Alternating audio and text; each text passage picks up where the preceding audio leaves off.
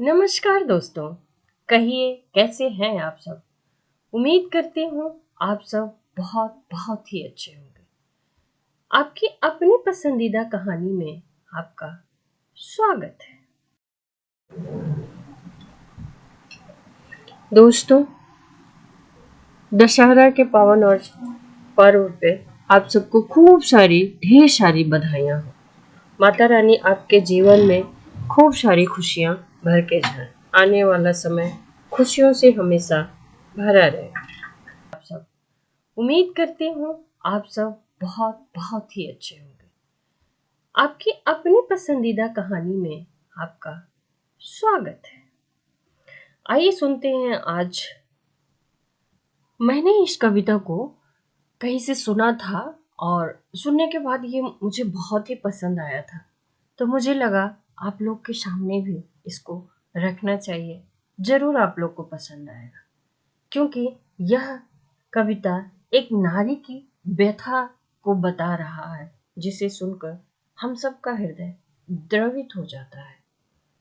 तो आइए सुनते हैं आज द्रौपदी चीरहरण।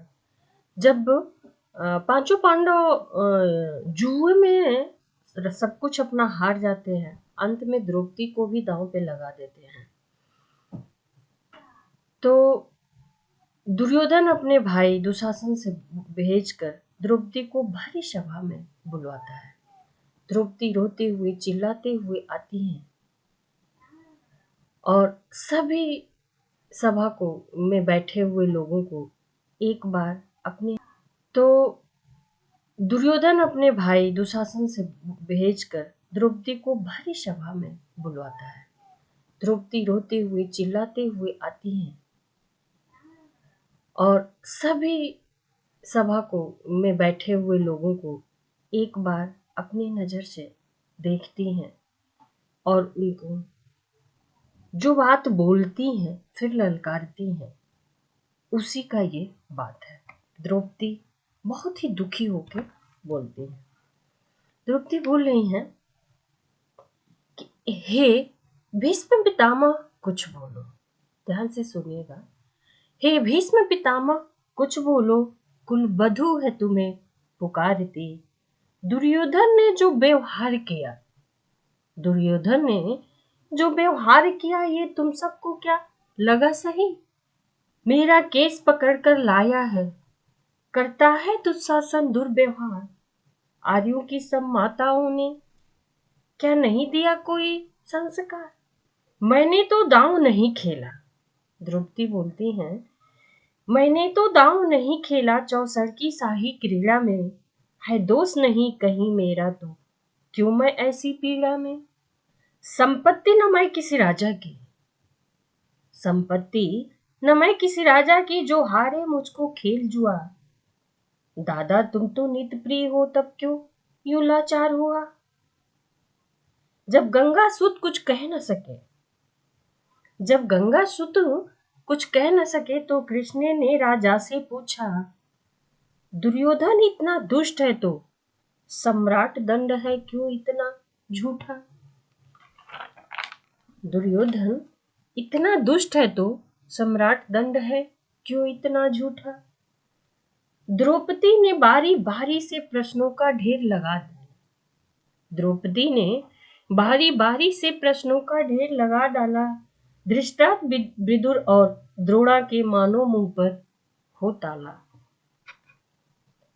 आखिर में बरसी पांडव पर, आखिर में वह वर्षी पांडव पर किस बूते पर हो मेरे पिया?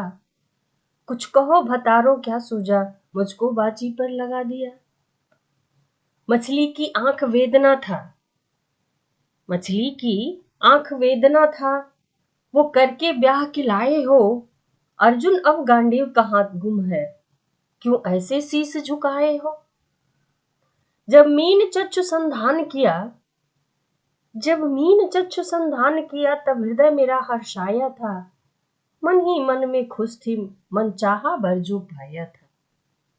माँ कुंती ने मुझे बांट दिया, माँ कुंती ने मुझको बांट दिया, बन गए पति पांचों भाई। दुर्दशा देख ऐसी मेरी तुम सबको लाज नहीं आई। मैं समझी थी बड़ भागन हूँ, मैं समझी थी बड़ भागन हूँ, रणवीरों की मैं सबला हूँ, पर अब लगता है मुझको डरपोकों की मैं अबला हूँ। है गदा कहाँ गांडीव कहाँ, है गदा कहाँ गांडीव कहाँ, क्या जंग लगी हथियारों को, सौ सौ धिक्कार मेरा धिक्कार तेरे हथियारों को। अरे घुंघरू बांधो चूड़ी पहनो, अरे घुंघरू बांधो चूड़ी पहनो, गलियों में नाचो छम छम छम। नहीं बेचारी मुझको समझो, नहीं बेचारी मुझको समझो, नैहर से भाई बुलाए हम। हुआ पांचों का बल छीर तो क्या, हुआ पांचों का बल छीर तो क्या, मेरे कृष्ण अकेले काफी हैं। वो दंड नीत आता ताई को कभी न देते माफी है, वो दंड नीत आता ताई को कभी न देते माफी है। जो पता लगा मेरे वीरा को, यदि पता लगा मेरे वीरा को, क्षण भर ना वो देर लगाएंगे, नंगे पैरों हिरणागत से मेरे वीर कन्हैया आएंगे। नहीं भगनी मैं लाचारों की, नहीं भगनी मैं लाचारों की, मकसूदन मेरा भाई है। लगता दुस्शासन दुर्योधन तेरी मौत शीश पर आई है। होती है भ्रिकुटी वक्र जहां, कोहराम वहां मच जाता है। होती है भ्रिकुटी वक्र जहां, कोहराम वहां मच जाता है। केसव हथियार उठा ले तो फिर काल भी ना बच पाता है। केसव हथियार उठा ले तो फिर काल भी ना बच पाता है। जो आए भैया सभा मध्य, यदि आए भैया सभा मध्य, तो कोई नहीं बच पाएगा। जब चक्र सुदर्शन झूमेगा तब मूली सा कट जाएगा। ना बने निपुती माँ तेरी, ना बने निपुती माँ तेरी, कौरव सुतगढ़ कुछ गौर करो। अतिशय अक्षम्य अपराध किया, न सर मृत्यु का मोर धरो। अतिशय अक्षम अपराध किया, ना सर मृत्यु का तुम मोर धरो।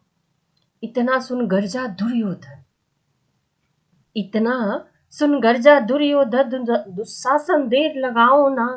निर्वस्त्र करो पंचाली को, जंघा पर मेरे बैठाओ ना।